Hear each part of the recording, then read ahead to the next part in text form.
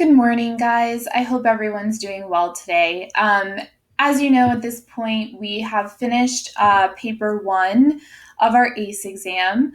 I am going to be reading through those this week. So hopefully by Monday of next week, I'll have read through your essays. And if there's any revisions that you need to do, I'll let you know. In the meantime, this week you are going to be working on paper two of your ACE exam. The good news is that paper two is, in my opinion, significantly easier than paper one. It is a reading comprehension exam. So we've been preparing for this exam all year. When we read a short story or a novel and we discuss it and we analyze it, those are all things that we have been doing all year long in order to prepare for this exam. So normally, if we were in regular school, by now you would have done some practice paper twos. But since obviously things got changed up when we moved to virtual, we haven't had a chance to do a practice paper two yet. So I'm going to walk you through this one. You're going to be fine. I promise you it's not difficult, but it does take a little bit of understanding. So attached to this assignment, the first document that you're going to see is the one that you see on your screen right now. It is called Paper 2 Exam Part 1. The Part 1 is the reading part. So you'll notice that when you scroll through this document, the first thing you come across is material for Section A. Basically, they're going to give you a scenario. So let's read the background together.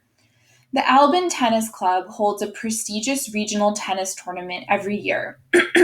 Antonia Lund, the new chairperson of the club, wants the first such tournament that she is in charge of to be a resounding success, especially since the club's membership numbers have started to decrease, leading to a fall in income for the tennis club.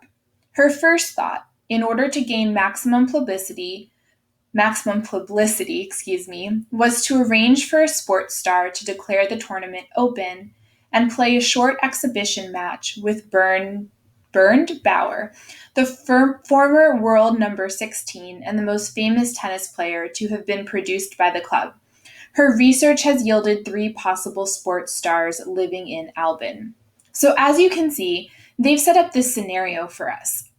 And basically, they're going to give you these 3 sports stars. You've got a guy here named Axel Grilli, Rania Gaud, Toby Fu. And each person has a little description underneath them. And that tells you things that you need to know about, maybe possibly making some decisions regarding these people. Okay. The next thing you're going to come across is a conversation between Antonia and Sal Ritov, the departing chairperson. So in this conversation, Antonia and Sal are going to reveal some details to us that will help us when we're thinking about what decision that we're going to make. Okay. So you want to make sure you read this entire conversation. The other thing that you're going to find here is some additional information, and pay attention to this additional information because I had some students tell me in the past that they didn't actually read the additional information, and that's why they were really confused in answering the questions.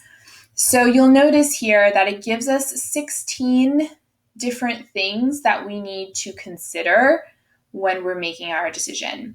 So how does that correspond to what you're going to do? Well, if you go to part 2 of the exam, this is the actual document where you guys are going to be writing your answers. So as you can see, the first question says, considering the advantages and at least one disadvantage, explain which one of the 3 sports stars would be the most suitable for the club to open the tournament. So basically, you're using all that information that they just gave you to pick which candidate you think is best. Notice they said to consider the advantages and at least one disadvantage. So in this question, you would want to say, okay, this is the person I'd pick.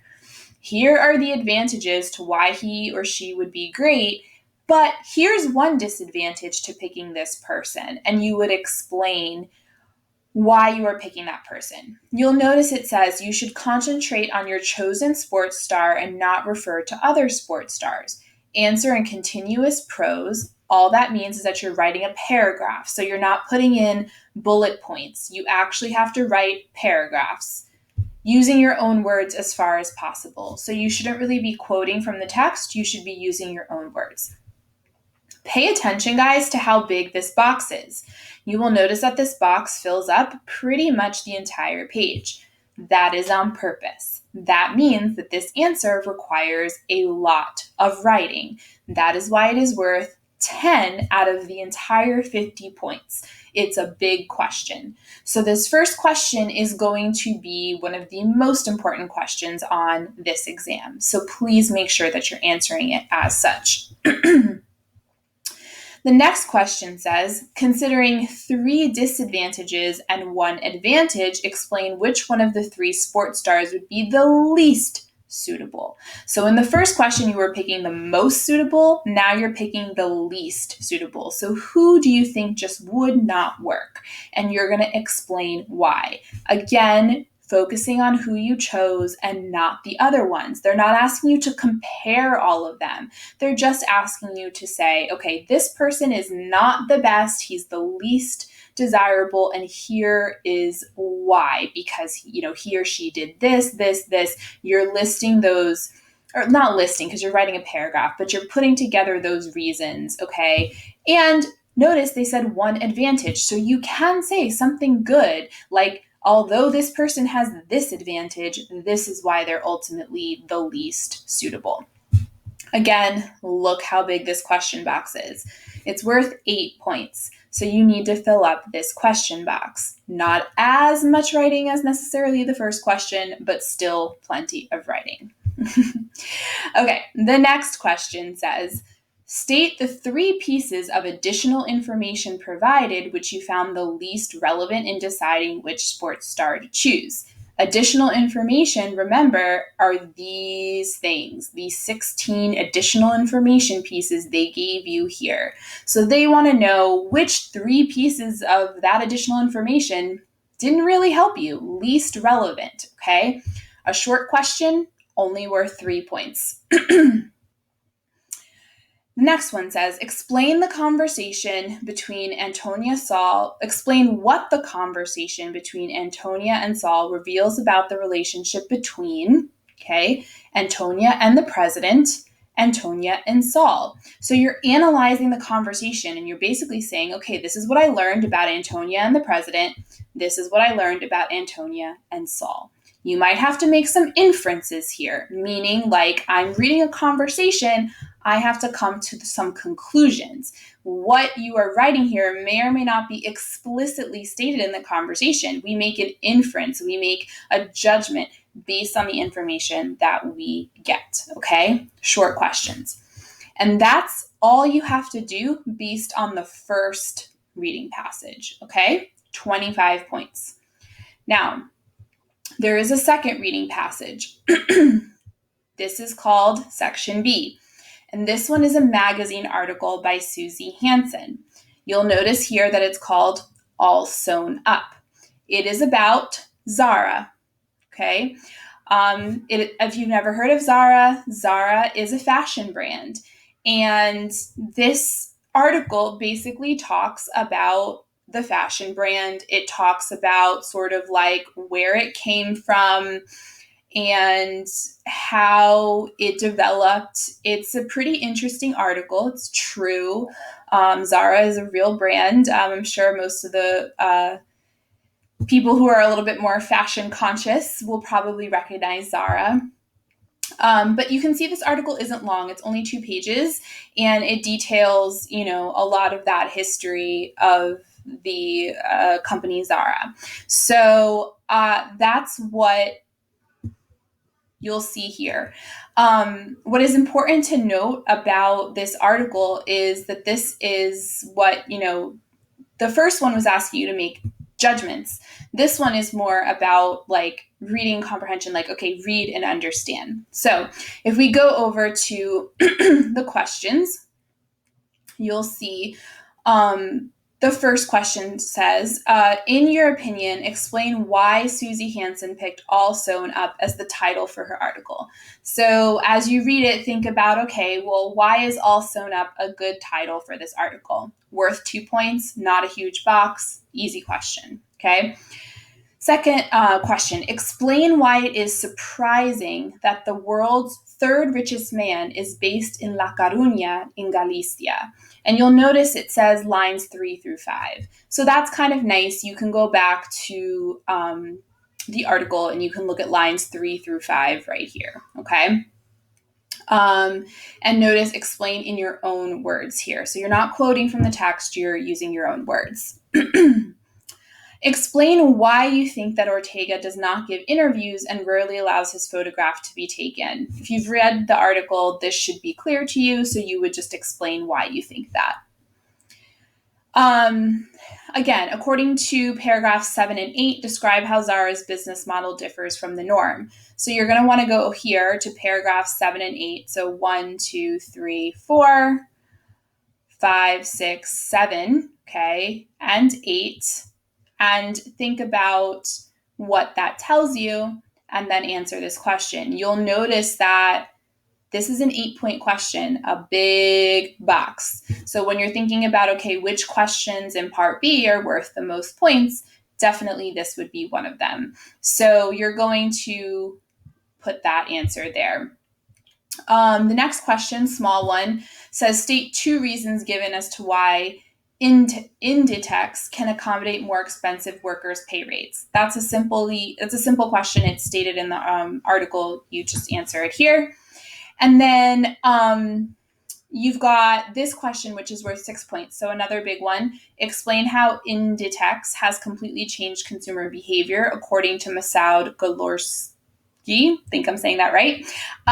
Notice this is a 6-point question and it says answer in about 60 words. So you don't necessarily have to like count your words, but 60 words is not huge. It's a small paragraph. So what I would do, I would actually count my words just to make sure I'm at about 60. I mean, you're in Google Docs, so you can easily do a word count on that paragraph and make sure you're at 60 words. In case you don't know how to do a word count, you just highlight what you want and then you go to tools. And then you would go to word count and it'll tell you the word count of just that part. And that would be nice for you to be able to. You don't have to be at exactly 60. You can be slightly under 60 or slightly over 60. It's just giving you a guide.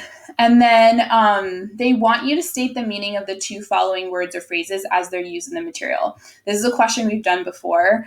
We've done lots of these questions before, but explicitly I've given you this format before. So notice it's telling you exactly where to find. So you're going to find this phrase is thriving, and you're going to state what that means. And then you're going to find this word inexorable, and you're going to state what that means.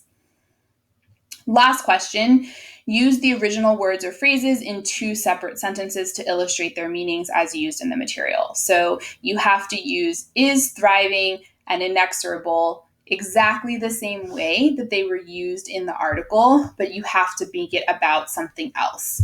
Your sentences should not deal with the subject matter of the material, and that is worth 2 points for a total of 25. So as you can see, total, the test is 50 points. That doesn't equate to 50 points in my grade book, by the way. It's just the rubric for scoring this is 50 points. And each question has the point value next to it, so you guys can see which questions are requiring more writing and more importance than some of the other questions, okay? For the most part, this should be pretty straightforward. We have practiced this style of questioning several times this year. We practiced it with the Velt, we practiced it with Knight, and you've practiced the skills of reading comprehension throughout this year. So don't let the formatting of this exam throw you off. You guys 100% know what you're doing and you know how to answer these questions. My biggest tip to you guys is to please make sure that you read these articles, what do they call them? Section B and Section A, read them, okay? Like Read every word and read them twice, read them 3 times. This is not a lot of reading material, guys. We're talking 4 pages. 4 pages of reading material. If you need to read it 2, 3, 4, 5 times, it's not going to take you long.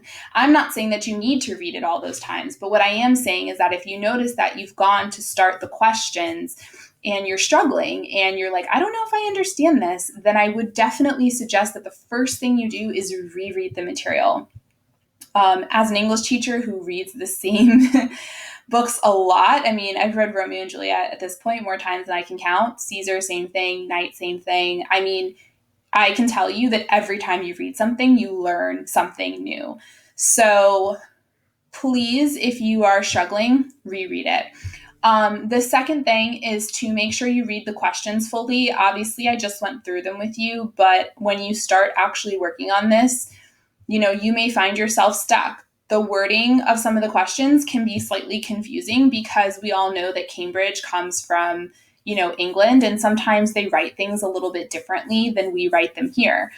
Try to hone in on what the question is actually asking you and don't get caught up in any of the weird wording. As always, if you don't understand something, I'm reminding you guys to please reach out. I've had some situations with students this week and last week where people were getting really frustrated about not understanding things, but yet they never came to any of my office hours or asked me for any help. I understand you guys have a lot going on, and a lot of you have mentioned to me that ACE International History just kind of kicked your butt because you had so many essays to write. But try to remember that if we were at a regular school and we weren't doing virtual, you still would have had to take your ACE International History exam, and you still would have had to take my exam. They just would have been timed, and you wouldn't have had nearly as much time to work on them. You wouldn't have been given any guidance or any help. So you guys are actually at an advantage with these exams being virtual instead of being the way that they were supposed to be. So I know that it's overwhelming, but try to see it as, a bit of an advantage that you have to be able to do these exams a bit more at your own pace. I know history was a lot in a short amount of time, but I am certainly giving you a decent amount of time to do these exams. And reach out. If you need help, come to office hours Tuesdays, Thursdays, 10 to 11 and 2 to 3. And guess what? If you can't come during that time, or you're like, well, shoot, it's Wednesday and I really need help right now, send me an email. I will say, hey, I can jump on Google Meets with you at this time. Does that work for you? And then I can jump on Google Meets and help you. It probably will take me just a few minutes to clarify things, and it can really make a difference between you scoring well and not scoring well. So that's all I have for you to explain paper 2. I hope that helps. Again, if you have any questions, reach out to me and I'll be happy to help you. And good luck on the second part of your ACE exam. I will have the feedback for your first part shortly. And if you guys at this point should pretty much be done. But if there's anything, if anybody is completely off track or anything like that, I will certainly let you know in the next week. Have a good day, guys. See you soon. Well, I won't really see you soon, but virtually see you soon. Bye.